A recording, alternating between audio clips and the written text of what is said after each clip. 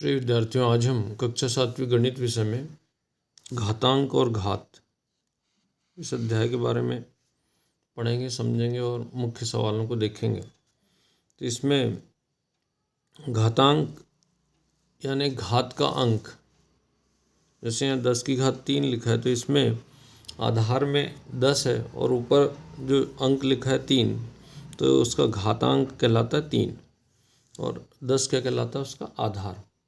इसी प्रकार हम देखें कि अगर ऋणात्मक संख्या की घात अगर सम संख्या होती है, ऋणात्मक संख्या की घात सम संख्या होने पर परिणाम जो होता है धनात्मक आता है, एवं अगर ऋणात्मक संख्या है तो ऋणात्मक संख्या की घात अगर विषम संख्या होगी तो उसका परिणाम जो आएगा ऋणात्मक आएगा। अर्थात जैसे अगर ऋण 1 की घात 2 है तो ये धनात्मक संख्या है, तो इसका उत्तर क्या आएगा, धन 1। और अगर ऋण में है, जैसे ऋण 1 की घात 3 है तो यहाँ उत्तर आएगा ऋण 1। घातांक के कुछ नियम हैं, तो घातांक के नियम में एक नियम होता है कि अगर आधार समान हो और इनका गुणा किया जाए तो घातें आपस में जुड़ जाती। जैसे a की घात m गुणित a की घात n है तो इसका जो सूत्र बन जाएगा a की घात m धन n। इसी प्रकार अगर घातांकों में आधार समान हो और इनका भाग दिया जाए तो भाग देने पर इनके घातांक आपस में घट जाते हैं, तो a की घात m भागित a की घात n बराबर हो जाएगा a की घात m ऋण n, यहाँ पर घट जाती है।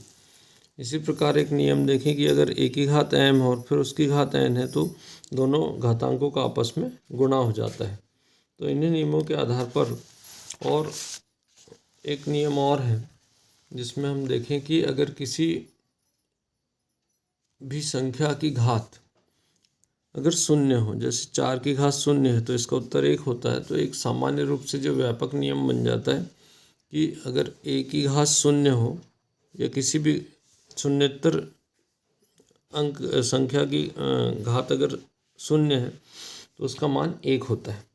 अब इसके आधार पर हम देखें तो जैसे पहला प्रश्न है कि 5 की घात 7 में घातांक है, तो यहाँ 5 की घात 7 में घात का जो अंक है हम बता सकते हैं कि यहाँ पर इसमें घात 7 है तो ये घातांक 7 कहलाएगा, तो उत्तर सी वाला सही होगा।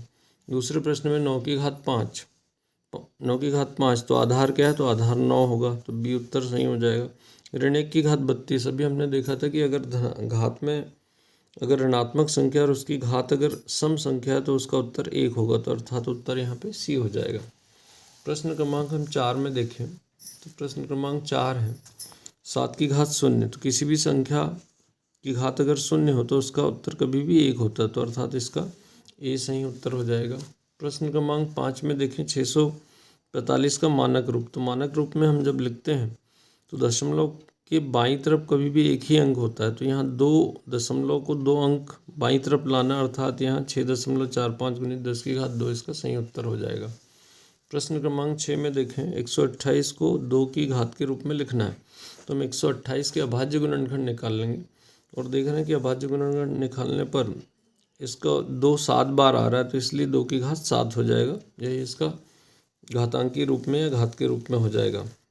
बी वाला है a की घात 5, b की घात 4, c का वर्ग, इसको प्रसारित रूप में लिखना है। तो प्रसारित रूप में लिखना मतलब जो जितनी घात है उतनी ही बार उसको लिख देना है, यही इसका प्रसारित रूप होगा। प्रश्न क्रमांक 7 में हम देखें कि 8 की घात 5 भागित 8 की घात 5, तो इसका मान ज्ञात करना। तो हम देख रहे हैं कि आधार समान है और आपस में इनका भाग दे रहे हैं, तो 8 की घात 5 भागित 8 की घात 5 है, तो जब इसका भाग देंगे तो 8 की घात 5 ऋण 5 हो जाएगा और 5 ऋण 5 होता है 0, तो 8 की घात 0, तो अर्थात इसका उत्तर क्या हो जाएगा, 1 हो जाएगा, क्योंकि किसी भी संख्या की घात अगर 0 है तो उसका उत्तर कभी भी 1 होता है। ब में देखें कि 5 की घात 0, 6 की घात 0, 7 की घात 0, तो सबकी घात 0 है, तो अर्थात सबका मान 1 होगा, तो 1 गुणित 1 गुणित 1, तो उत्तर इसका 1 हो जाएगा। इस प्रकार हम देखें प्रश्न क्रमांक 8, तो प्रश्न क्रमांक 8 में जो दिया गया है कि यहाँ पर इकाई, दहाई, सैकड़ा, हज़ार, 10,000 और लाख, 10 लाख, तो 40 लाख को मानक रूप में लिखना है। तो जब इसको हमको मानक रूप में लिखना है तो हम 4 दशमलव और देख लेंगे कितने शून्य यहाँ पर 1 2 3 4 5 6 6 शून्य, अर्थात 4.0 गुणित 10 की घात 6 इसका सही उत्तर हो जाएगा। अगला प्रश्न है 3 की घात 3 और फिर उसकी घात 3 है तो को सरल कीजिए और उत्तर को घातांक के रूप में लिखिए। तो यहाँ 3 की घात 3 है और फिर उस पूरे की घात 3 है, तो जब इस प्रकार से होता है तो घात की अगर घात हो तो आपस में घातों का गुणा हो जाता है, तो 3 गुणित 3 9, तो अर्थात इसका उत्तर हो जाएगा 3 की घात 9।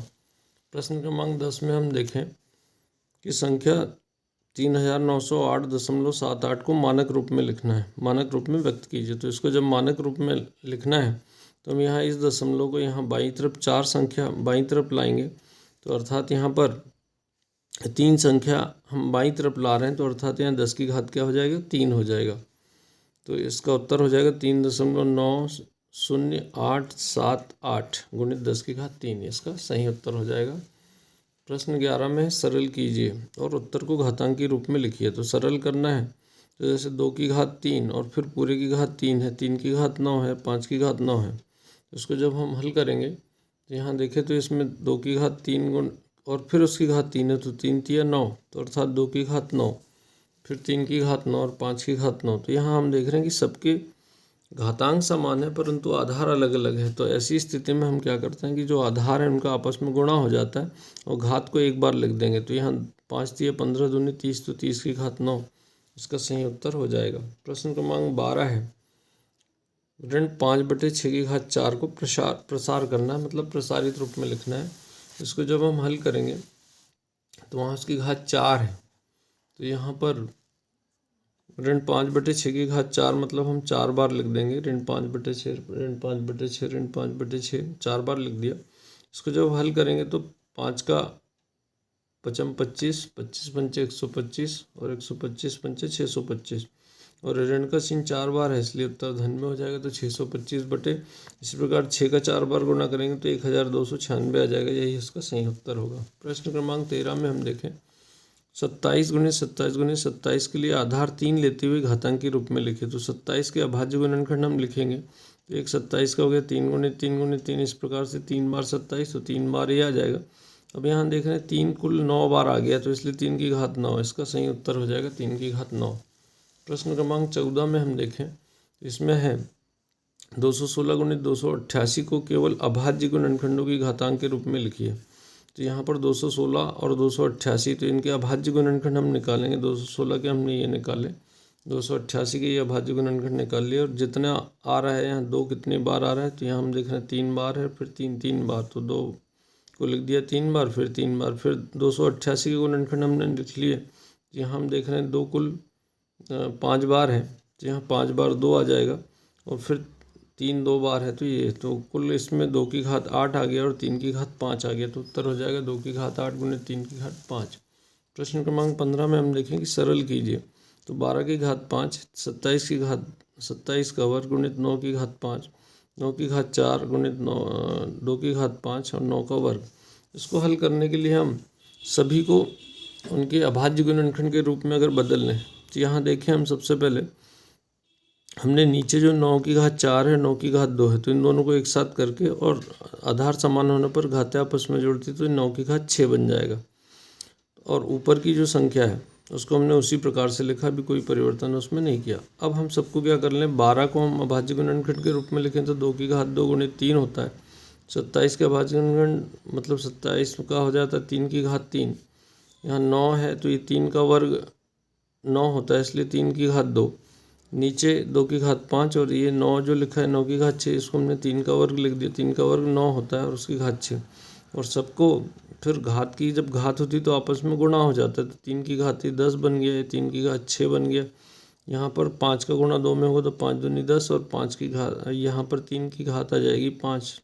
इस प्रकार से हम देखें कि 3 वाली जितनी घात है उनको आपस में जोड़ देंगे, 2 वाली अलग रखेंगे।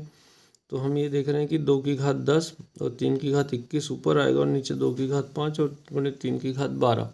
तो अब यहाँ पर इसको हम जितनी बार ये कट रहा काट देंगे, बाकी जो बचेगा इसका उत्तर हो जाएगा। तो 2 की घात 5 गुणित 3 की घात 9 इसका सही उत्तर होगा। तो इन सवालों को छात्र बार बार कर देखें। जानकारी अच्छी लगे तो शेयर करें। धन्यवाद।